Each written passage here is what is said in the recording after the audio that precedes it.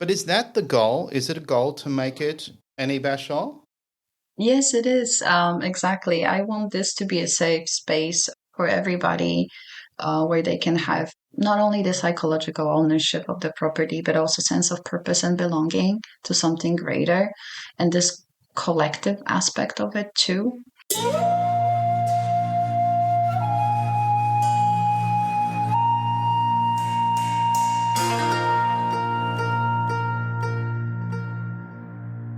Find your ikigai at ikigaitribe.com.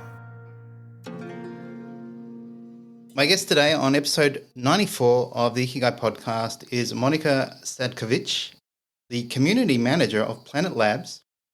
And on episode 93, the previous episode, I spoke with Tamaki Nishimura, founder and CEO of Planet Labs, an organization that specializes in transforming iconic properties across Japan into unique vacation rentals, with this focus on cultural preservation and fostering partnerships with local communities, which is a really exciting project. And Monika, you were meant to join us on that episode, but you were sick. So it's good to now see you that you're better. Yes, my apologies. That's fine.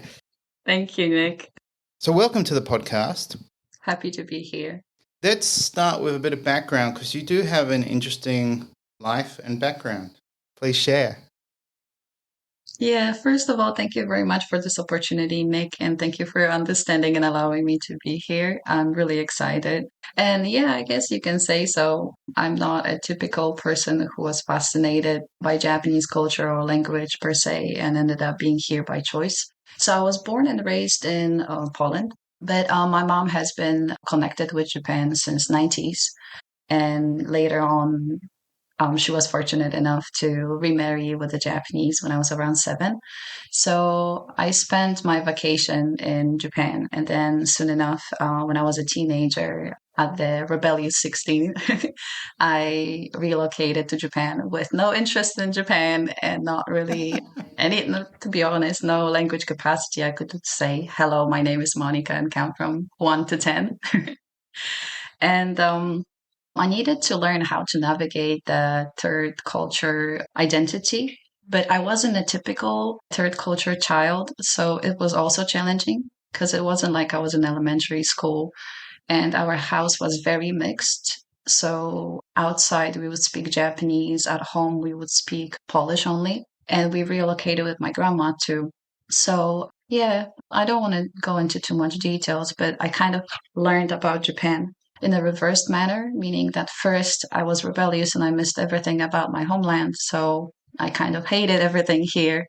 So I needed to learn how to fall in love with Japan and how to, I think first I started to respect the culture and I started to realize the positive sides of it. And then slowly I started to fall in love around sometime in my 20s when I actually started to work here. And I used to teach English. I love kids. My stepsister is Japanese, so it was very interesting to see how Japan affected me and how Poland and Japan affected her growing, and that kind of inspired me to become a teacher. But then the COVID hit, and that was about the decade of me being a teacher, and I kind of wanted to try new things and expand my, let's say, impact further. And that's how I ended up with Planet Dao. I see.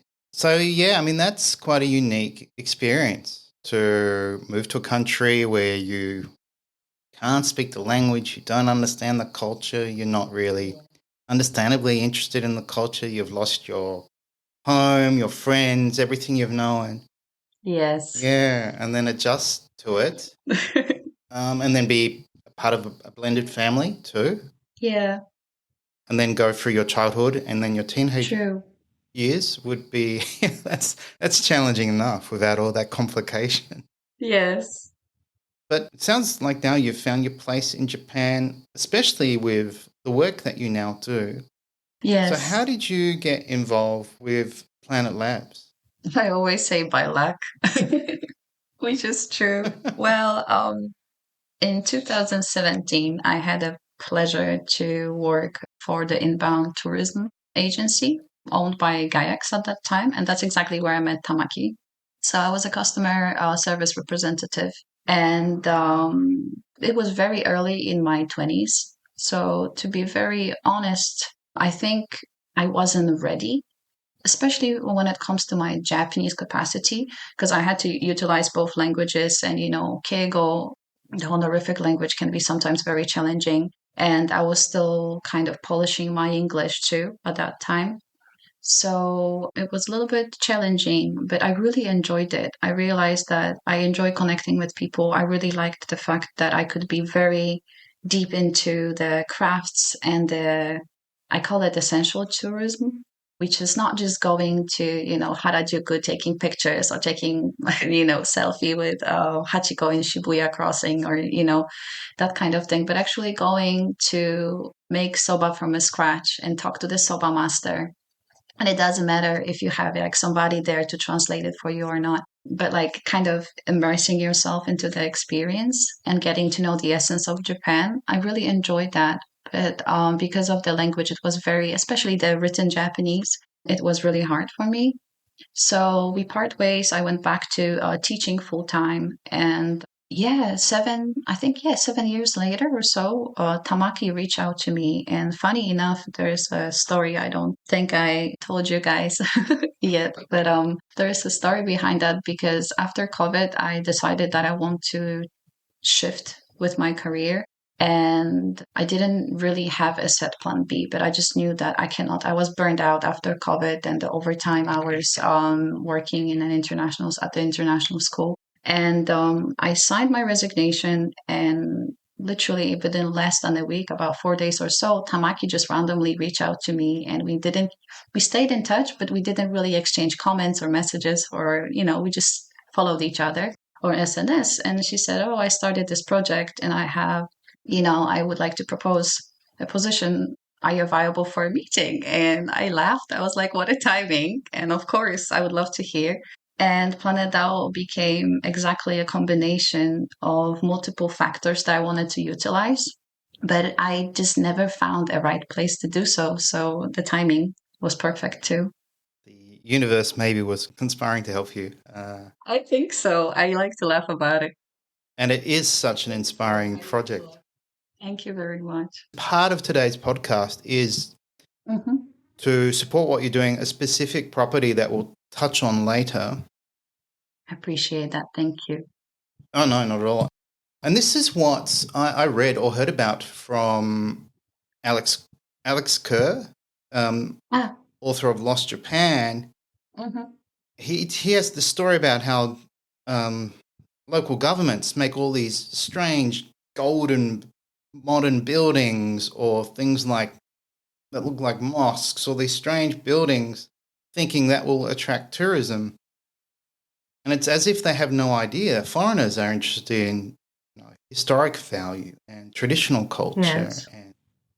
And there's certainly obviously a lot of tourists who like to go to Tokyo and do all the touristy things. But there are many tourists or many people interested in Japan who want to uncover the culture and go deeper. Exactly. I think one doesn't exclude the other, like I feel like combination is best, or you either immerse yourself or you do combination of the touristy things together with trying to understand and learn about the culture, so you can speak on behalf of it and really have, let's say, transforming, because Japan has this big impact, of course, depending where you're from. If you're from Asia, it would be different. But for people like me from Europe, and I would dare to say from people from Americas as well, when you visit, it's very different to what we are used to. And by immersion, I feel like you can really transform the way you see the society and how it works. And you can get a lot of inspiration from embracing and being a part of Japan, rather than just, going to places as bullet points or checklist tourism that I mentioned. I totally agree. Yeah. So going deeper, and I think also connecting with people. And you seem to have more opportunity, I think, of connecting deeply when you go to these rural areas. In the city, it's, as we know, there's just so much tourism now, and it's so busy. But that can certainly happen too in the cities. So let's touch on your role with Planet Labs. What do you do there? So as you mentioned before, the community manager. So I focus on community engagement and the management of all the people that we have as a part of our community. So basically, not only building, but maintaining and the inclusive factor of it, because we are very unique. We do utilize the DAO structure, which is a decentralized autonomous organization structure, meaning that we want to involve our investors, which I don't like calling investors. I see everybody as owners or co-owners.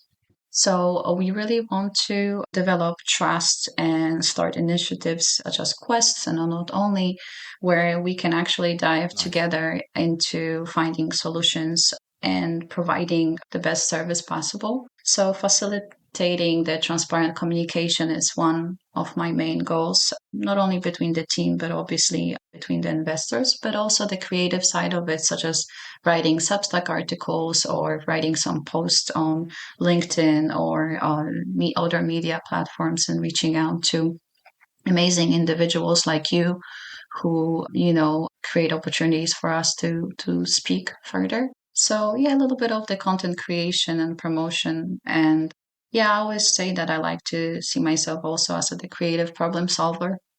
So, I like to speak on behalf of the sustainable living and the local engagement and the tourism aspect of it too. But my main focus is creating the community, creating and maintaining the community. And I also try my best to, of course, everything is at the baby stage, because we just started the renovation.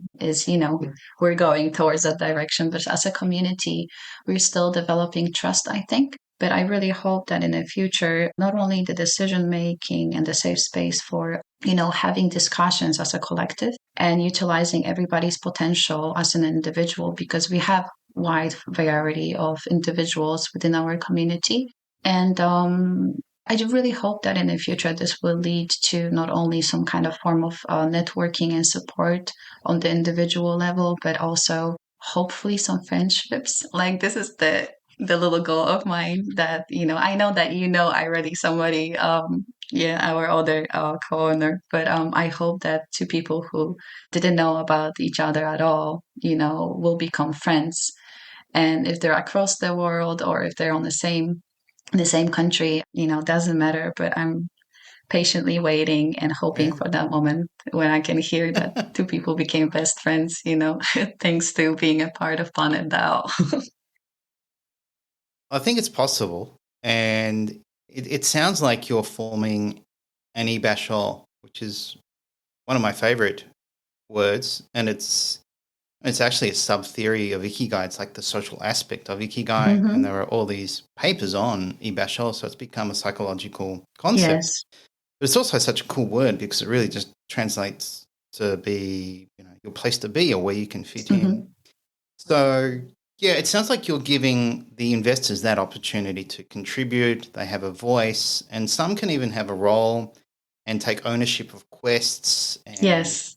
you're doing all this through emails, WhatsApp, monthly meetings, newsletters, weekly updates, LinkedIn. So you're Yes. very busy. But is that the goal? Is it a goal to make it an e-bashol? Yes, it is.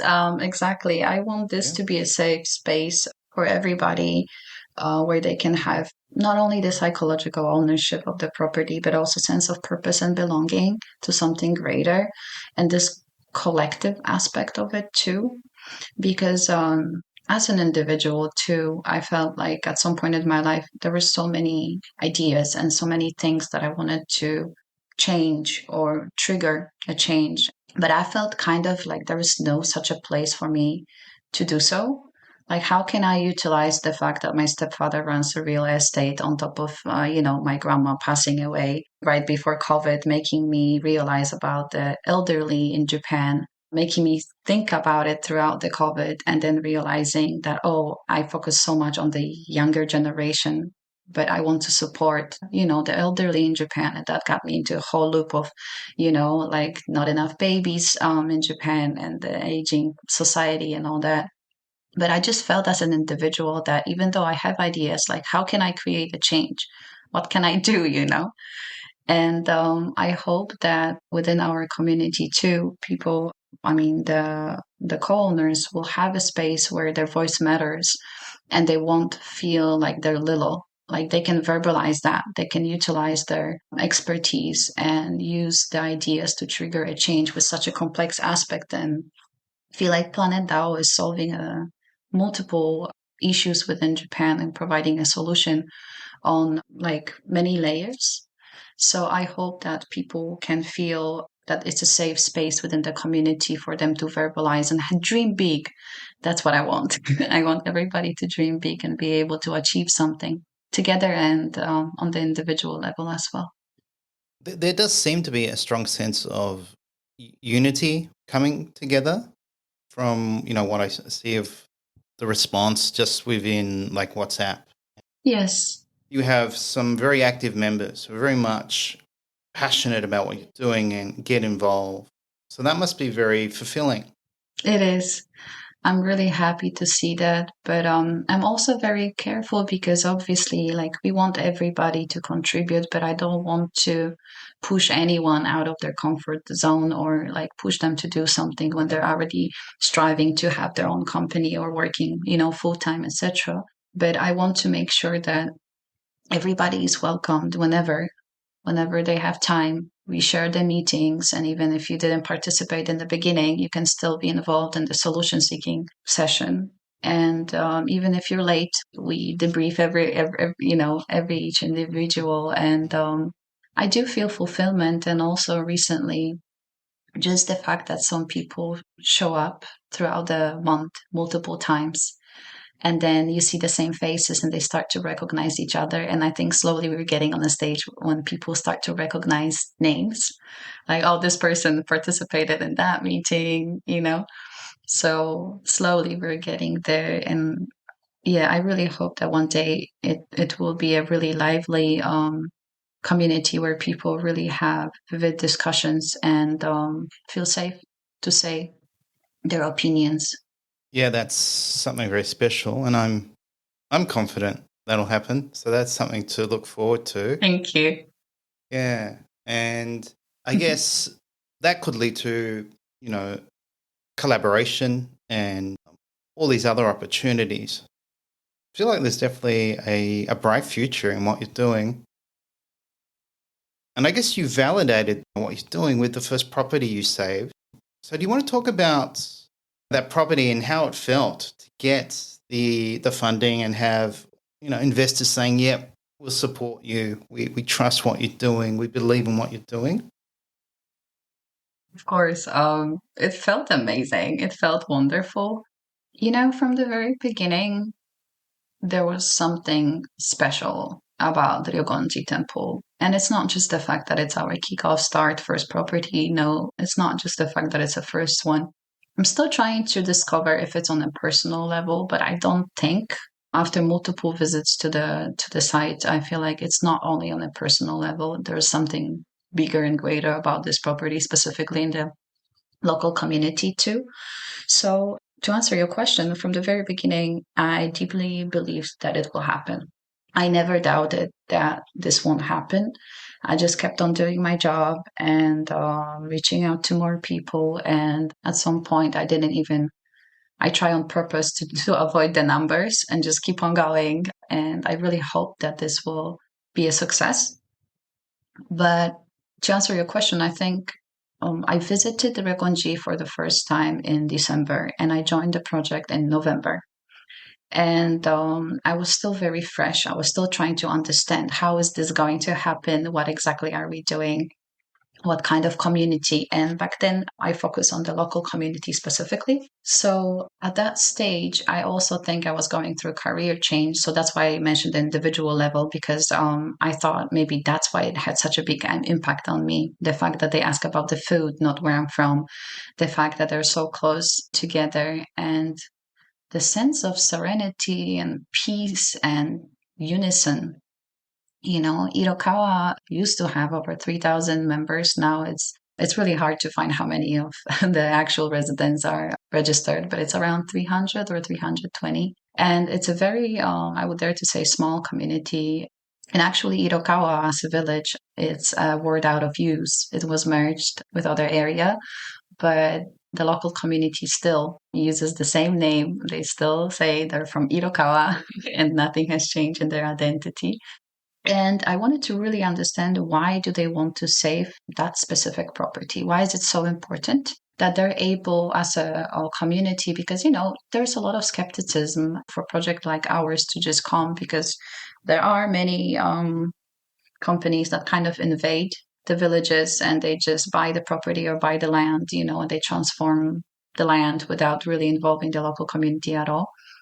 So I wanted to really understand that. But the moment I visited Ryogonji, first of all, it's 170 years old and the bones are very good. It's kept very neatly, very clean. So it was way better than I thought. When I looked at the information, in the documents, it wasn't what I expected at all. But then the fact that you can see the whole village and there's some sense of power. I love hiking, and being on a hilltop like that reminded me of this feeling of when you hike through all the stairs that are historic, all the way up. And then suddenly you feel such a sense of peace and it's so quiet. And your ears can rest, your eyes can rest with the green surrounding the area. There's something magical about it and very powerful. And I was really happy to hear that we actually achieved the goal and that we will be able to transform it and breathe the fresh life into the bones of the property. I hope that answers your question. I'm not sure I got too, nostalgic. It's not just a property you're saving, you're supporting a community, and is very unique. I think it's very unique in its design too. Yes. Exactly. There's some people who believe that there is some correlation with that being used as a shelter for, some royals. There's no evidence, but there is some historical evidence that people, had to separate, and some of them actually did end up seeking asylum or, running away towards that area. And that's why I said, you can actually see the entire village and you can see a little bit of the sea, and the sky is just at night, especially. It's really, really charming. And it's very powerful yet peaceful and humbling, but also and empowering at the same time. So it's filled with these contrasts that really make you feel something on the personal level. Perfect for retreats. Yeah. The property itself sounds like an ibasho. And I mean, on the subject of retreats, this does sound like it ties back to the work you did with Tamaki back in 2017 with inbound tourism. So I guess that is part of the plan. Yes, so we're going to utilize the funds with the collective consensus of the co-owners, to renovate the property and then transform that into Airbnb, into rental property. So I hope it will have a greater impact on a wide range of individuals and hopefully families. And I hope there can be some kind of retreats held that can utilize the potential and the power of the place, because I feel like that's the reason why it's so resilient until now, why it still stands, why it's still there, and why the local community sees so much potential and importance into saving it. So it serves for future generations in the end. It's quite special to take people to a unique location that's not overrun with tourists, maybe, remote, so it's a little bit harder to get to.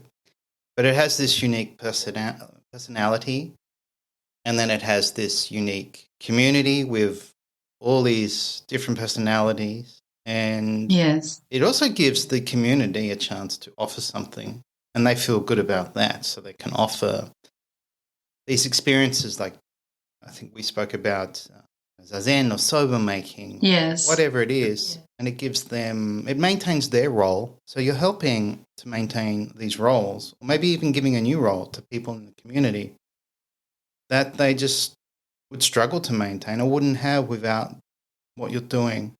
So it's bigger than just saving a property. Exactly. Which is really inspiring. Yeah.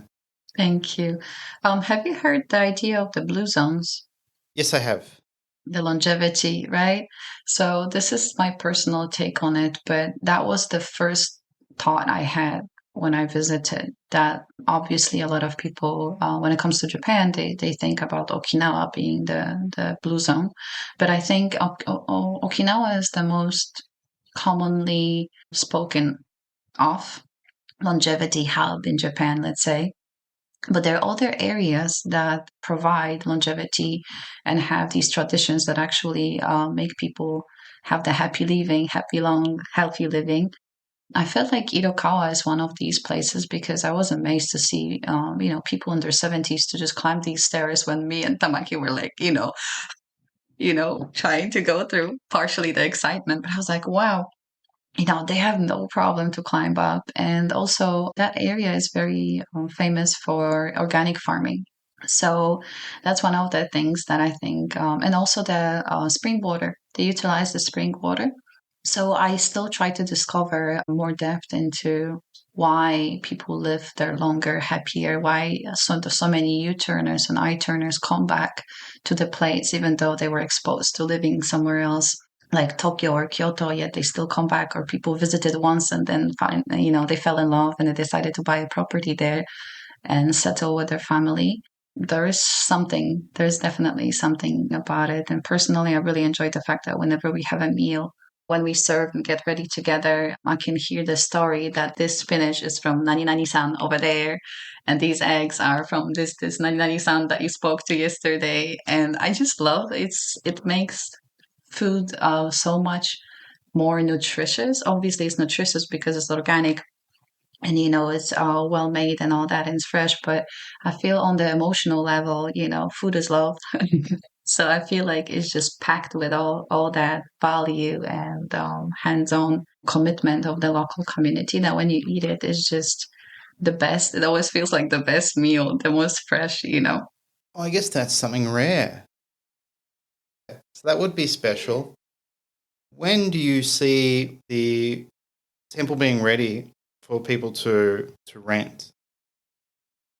So we hope that in spring 2026 it will be ready. Yeah, we hope it will be ready on time. So right now we're in the process of finding the construction companies and the architects to present, to have some kind of consensus and get them to make proposals so we can present that and translate everything for our co-owners so we can collectively make a decision with which one we're going to proceed with. And I'm really excited to see the final product and how it's going to look. It has so much potential. And also, I feel like there are many ideas coming from our community that can be utilized that will give a personal, individual, special touch to the place. Yeah, but we want to keep it authentic as possible and, do it in a, let's say, symbiosis with the Japanese culture and values. At the moment, there is no conversation about turning that into, any, I like to say, kira kira pika pika luxurious comfort zone, so, so we want to keep it authentic. And the main problems right now is the fact that there is no plumbing. And definitely that's one of the main things we need to do. And just make sure that there's a special designated room. The main room is kept very well, but the other rooms around it, surrounding it, need to be renovated in order for people to stay there. So, yeah, I'm looking forward to that happening. Yeah, the people can go to your website and look at some of the plans and ideas you have. Yes. So we might touch on the second property and then maybe we'll end on more of a personal note about, your ikigai and what you love about Japan. But the second property you have is the Bamboo Forest House in Hayama, Kanagawa. So do you want to talk about that property? Because that is, you're seeking funding now. So our listeners could, take part ownership and invest in the property.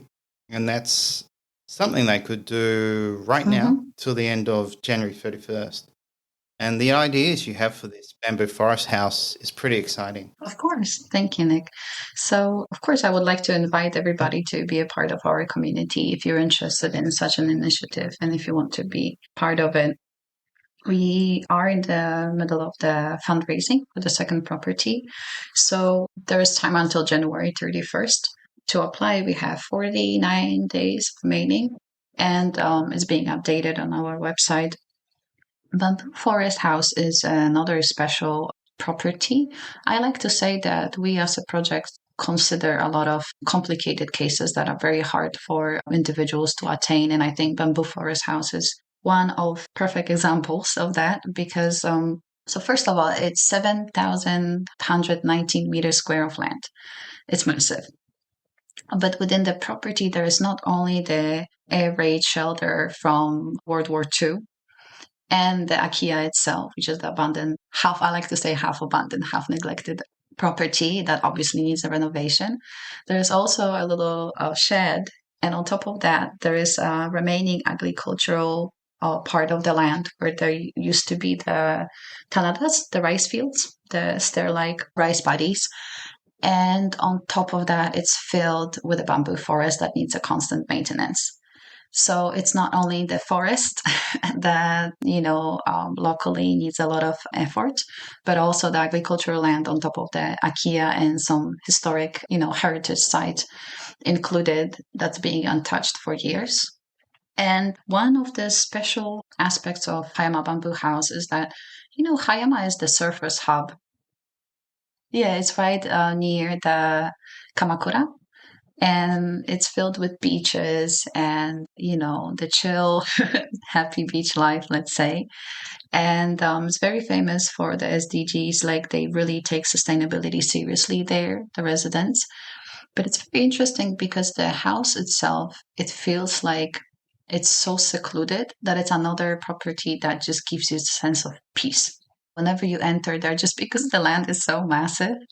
Once you're there, all you can hear is just your own thoughts and the insects around and maybe people that you're surrounded by. And I feel like this is just my personal take on it, but I really do feel like this could be a creator's hub because very often we all need a spot to kind of, I don't want to say lock ourselves because that's an unhealthy word, but like we need a safe space that's quiet and peaceful, yet when we have everything provided to kind of contemplate on ourselves, or sometimes maybe people want to, I don't know, start writing their book or write the business plan and they just want to really dive into by themselves, or I don't know, find their ikigai and sit down with their own thoughts, and really deeply contemplate on that and have this creative aspect of it, the contemplation, the meditation, and also the relaxation. I think that's a perfect property, and we do intend into having a little path that will let you experience the entire forest on top of open air bath and some sauna on the property. So I think that sounds good. I want to visit when it's done. I want to, go immerse myself for 5 days or maybe a week. I've seen your post renovation vision. Oh, and yeah. the photos look amazing. It does seem like it's a place where you could just go for like a utori, like for this space and this space to have peace of mind, and you could go there and essentially do nothing as well. Yes. Go there and Good point. contemplate on your next phase of your life, or just get away from the artificial world and have some time to breathe. So I might be going there in a few years. Yeah, let's go together and separately too. Let's see what happens. Let's share. Yeah. Very inspiring. So we will link to the property. We'll put photos on the show notes of the property, because this is something that's special, and it's quite affordable also to be involved. You're seeking hundreds of dollars, not thousands of dollars. So if you have a few $100s or a few $1,000s, you can become an investor and contribute to this, wonderful vision. And you'll own part of it. So it's a place you can, visit as well. And I kind of love the idea that these properties also expose people to places in Japan they probably normally wouldn't go to. Yes, exactly. Yeah. There's a lot of over tourism these days, and I don't want to dive into that too much, but I do think certain regions that are very popular are not ready to handle all these tourists, and the level of English from, English teachers' perspective is just disappointing. And I feel like there is a big need for projects to target the areas that are not as famous yet accessible. Of course, Ryogonji is right next to Kumanokodo Pilgrimage Road. Hayama is also recognized, surface, and it's famous for a lot of marine sports, etc. And it's very recognized, but I think these places are recognized by people who live here a little bit more. Like Hayama is a place I used to go to because sushi was too busy or a little bit too dirty and too many parties going there. So personally, before we actually decided on that property, I used to go there every year to just take a walk by the coast, and it felt more peaceful and not as packed. And you can see a lot of families. Of course, it depends when you go, but yeah. So it really is offering a different experience, and Mm-hmm. you can, as I said, you can be part of that and invest and make it, make it happen. Part of the creation of this vision. Yes. So we've talked about all of, this ambitious project that you're a part of, but let's get a bit personal, Mm-hmm. and maybe we touch on your ikigai and what you love about Japan and Japanese culture. So as we've mentioned, you have lived in Japan for half your life. Yes. So that's It's a long time. I still don't believe it. When I realized it was a half earlier this year, I was like, really? That kind of feels like a milestone. So, yeah, it is a milestone. So what do you love about Japan and Japanese culture? oh, there are many aspects, but I think I can try to pinpoint maybe three main. As for my ikigai, I always want to become the bridge between the Japanese and the foreign, just because I'm always in a sweet middle and I learned how to live that way. So I understand the Japanese, but I never will be Japanese, no matter if I live here for, 2/3 of my life. It won't happen. And I was born and raised in the heart of Europe. So I have that aspect of me, but I kind of ended up somewhere in the middle. So I have understanding of both. I have respect of both and love for both. So I try to utilize all my strengths into becoming the bridge for people to safely go through and have understanding and respect. And I always say that, Japan has so much to offer. And I do speak about the negative sides of Japan too, because I feel like after all this, experience that I had, I have a right to do so. But I only speak on behalf of things that I actually try to make a change. So noticing the things, but instead of hating, or like, I do say that occasionally, I have a love-hate relationship with Japan. It depends sometimes, but the respect factor, I think, it's what bridges the cultures and the generations and the world itself. So I think one thing that I like is the collective unison of the society, which is very, not very, but it's different from what I've grown with. So, the collective unison in Japan is, I think, rooted in the concept of wa, which is the harmony and the giri, the social obligation of doing things. So there is a strong emphasis on the individuals as a collective being the part of the society with the mutual respect, and the Yeah. maintenance and balance is very important. So people very often refrain from being direct. People try to be politically correct, let's say, or they try to limit the direct confrontation. And that's something interesting because, this manifests in the everyday life, from like public transport when you're, I don't know, trying to get on the metro. Or for me, because of the Fukushima, the whole coordinated disaster response, I feel like Yes.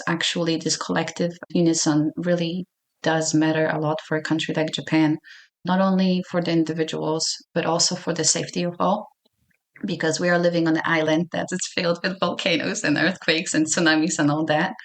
But I feel like this mentality is very beautiful, but it's important to notice how different it is from the other countries.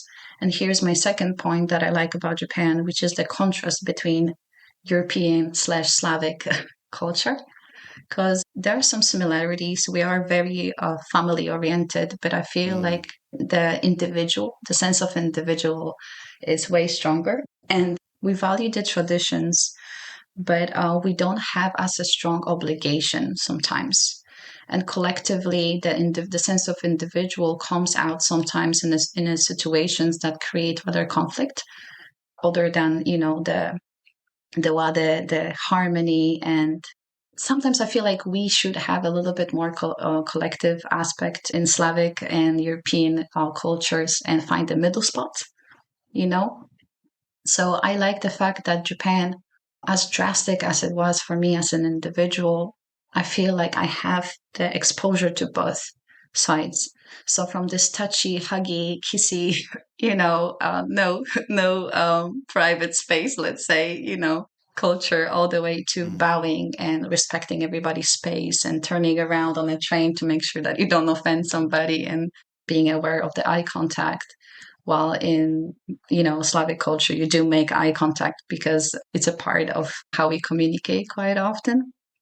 So I feel like I really like the fact that Japan kind of opened my eyes that there's not one correct way to do things. It's the mixture. And depending on the situation, for the, again, best of all, it's important to do, of course, it's important to have the sense of individual as we do have in Slavic cultures in Europe and not only, but to the extent be aware that sometimes it's not worth it. Sometimes it's better to prioritize the harmony rather than the individual in order to create a safe space for everybody. So not only the earthquakes, but other situations, And lastly, it's of course the omotenashi in Japan, the hospitality.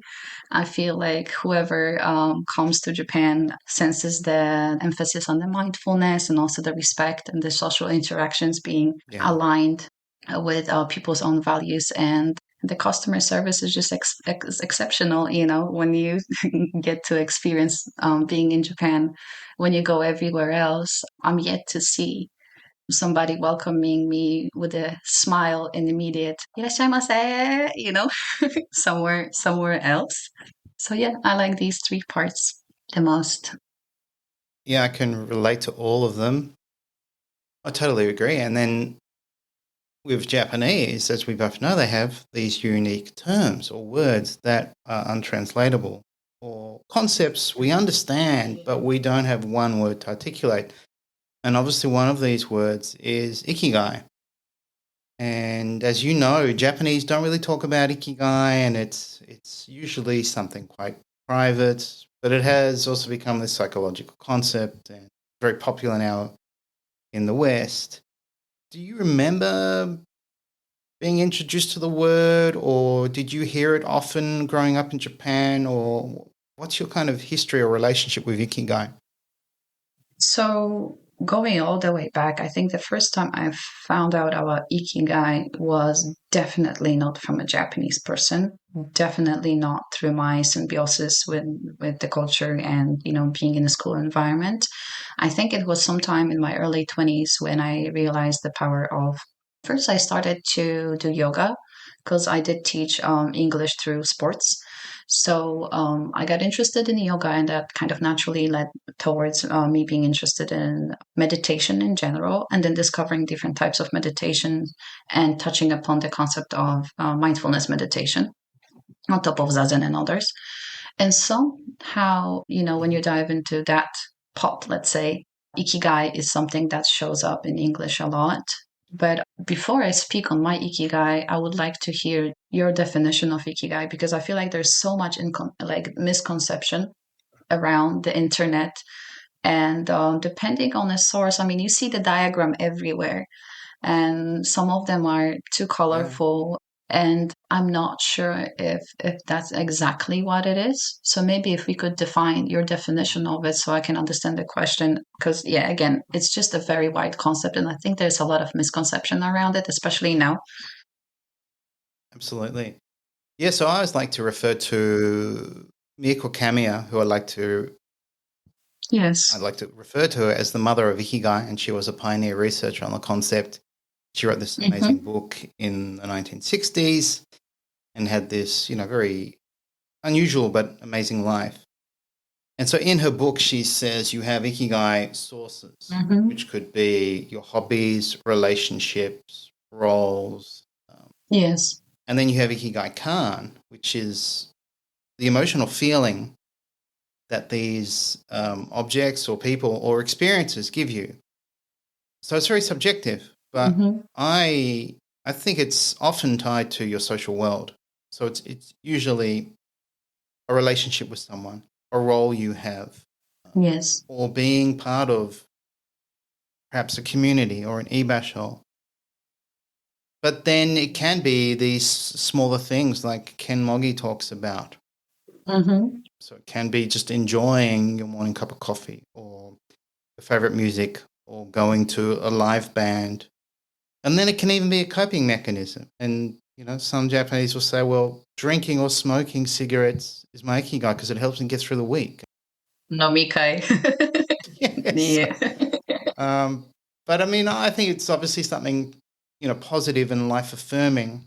And for me, it's, it's definitely my work, but my work's very social. So it's doing stuff like this and making new friendships. And so we'll probably have some form of friendship in the future through what we're doing. Yes. And I really value that. And that makes my life worth living. And today my day's more fulfilling because we've had this conversation. And if we hadn't had this conversation, I probably would have done, just work I'm not really interested in. So I think, yeah, you have something in your life that makes you feel life is worth living. And that could be a conversation, a hug, pursuing your hobby, but it's something you feel. So I don't know if that's helped. It did. Thank you. So I think I'm still in the process of kind of finding a strong definition of my ikigai is, but I think it's a mixture of, again, possibly three things. One thing that's really important to me is being the bridge and engaging with other people, which means simply, I think I get a lot of joy from meeting new people and talking to new people and just kind of sharing experiences and not only my own, but this balance of listening and talking because I'm a constant learner and I really do have a strong identity of that. I feel like I don't understand the concept of boredom. There's always something you can learn from. And I feel like if you have the ability to meet a lot of new people and listen to them and learn from them, but also share what you have learned and things that you value, these conversations is one of the most joyful and the strong points of my existence. I thrive on that, and it's very important. Although I do have this duality in me because if I'm exposed, I'm 60% extroverted, 40% introverted, apparently. And if I'm exposed to a lot of these conversations for a prolonged time, I do need to look inwards for a day. And I've realized that it's a pattern that I'm going through. So that's connected to the second point, which is this concept of slow living with intention is very important to me. And it's connected to the third part, which is living in this respect and balance with nature. So being conscious of how much you take and how much you give. And yes, I'm one of these people who, feed stray cats, and I adopted and rescued two cats from Nara who were interrupting earlier in the podcast. And, I'm one of these people who like to walk barefoot, grow my own herbs in a patio, and try to, let's say, give to the nature and be aware of how much I take and just live. A slow living sometimes have a really bad connotation, but it doesn't mean that you're being lazy. It's just you actually, when the cup of coffee that you mentioned earlier, it's just not just having a coffee because it's a part of your routine, but having days when you actually sit down and you notice the taste, the temperature, the smell.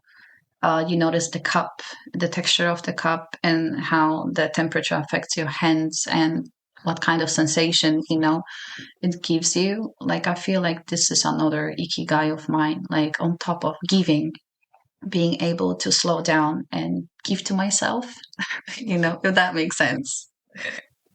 No, it makes sense, and I can relate to all of them, especially the making new friends. And it's such a joy when you connect with someone, you have this conversation, and Yes. you have this new person maybe in your life, and you never know what that can lead to. So I feel that with you, we're sort of now friends. Yes. Thank you, Nick. I'm so happy. I think this is our second conversation, but I'm really inspired by what you do and your own journey. Likewise. Really want to support what you're doing. So, where can people go if they're interested in becoming an investor for the Bamboo Forest House? Our website, if you search for planedal.world, you can find all the information. If you'd like to, if you're on LinkedIn, you can also find us on LinkedIn. We have a page over there. If you have any question, feel free to just search for my name, connect with me there, and shoot a message. And yeah, I would love to welcome new people to our community. I'm actually looking forward starting the second community, and I think it will be very interesting to see how one community is different from the other, and exploring the needs and getting to know individuals like you on a deeper level and becoming friends. So I guess I reach a goal here. And you're doing a wonderful job too. Thank you. I try. Really inspiring, and you really care about this, and you do it with grace, intention, Thank you. Oh, love. So yeah, let's get this second property funded. yes. And are you gonna have double the workload with two Yes. communities to look after? So It's two babies to look after. Let's see. Let's see. awesome, Monica. Thank you so much. Yeah, and I'm sure we'll meet in Japan. Yes, I'm looking forward to it. Let me know when, and I'll be there. Okay, awesome. Thanks for your time. Yeah, thank you for having me. This episode was brought to you by the Find Your Ikigai course. Developed in consultation with Japan's leading Ikigai researchers, the Find Your Ikigai course is the only culturally accurate and evidence-based practical guide to the Ikigai concept. To learn more about the Find Your Ikigai course, please visit ikigaitribe.com.